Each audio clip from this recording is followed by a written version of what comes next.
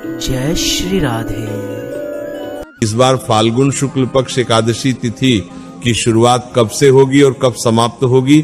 एकादशी तिथि की शुरुआत 26 फरवरी गुरुवार के दिन रात को 12:34 से होगी और एकादशी तिथि का समापन 27 फरवरी शुक्रवार को रात 10:33 पर होगा। साथियों, 27 फरवरी को पूरे दिन एकादशी होने के कारण इस बार आमलकी या रंगभरी एकादशी का व्रत 27 फरवरी 2026 शुक्रवार के दिन ही रखा जाएगा। इसी के साथ में 26 फरवरी को गुरुवार को दशमी तिथि के नियमों का पालन किया जाएगा।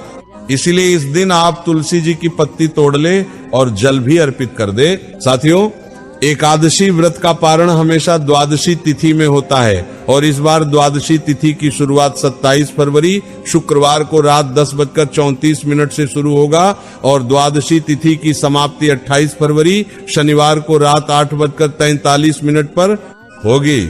आइए साथियों, जब हम जानते हैं कि रंग भरी एकादशी व्रत पारण करने का शुभ मुहूर्त क्या है, क्योंकि एकादशी व्रत का पारण हमें हमेशा शुभ मुहूर्त में ही करना चाहिए, तभी हमें हमारे व्रत का पूर्ण फल मिलता है। साथियों, रंग भरी एकादशी व्रत पारण करने का शुभ मुहूर्त 28 फरवरी 2026 शनिवार के दिन सुबह 6:54 से शुरू होगा और सुबह 9:06 तक रहेगा। इस बीच में आप लोगों को अपने एकादशी व्रत को खोलना होगा। साथियों, इसी के साथ में आमलकी एकादशी व्रत के दिन भगवान विष्णु जी को आंवला विशेष रूप से चढ़ाया जाता है और इस दिन आंवले के वृक्ष की पूजा भी की जाती है और इस दिन आंवले का दान भी किया जाता है और शाम के समय आंवले के पेड़ के नीचे दीपक भी जलाया जाता है। इस दिन आप सभी लोग भगवान शिव और माता पार्वती जी की भी पूजन आराधना करें। इस दिन अबीर गुलाल उन्हें समर्पित करें। साथियों, इस रंग भरी एकादशी का व्रत रखने के लिए आपको दशमी तिथि के दिन एक समय शुद्ध और सात्विक भोजन करके तुलसी पत्र तोड़कर तुलसी जी में जल देना चाहिए और फिर एकादशी वाले दिन सुबह जल्दी उठकर स्नान करके अपने व्रत का संकल्प लेना चाहिए तथा ओम नमो भगवते वासुदेवाय नमः मंत्र का जाप करना चाहिए।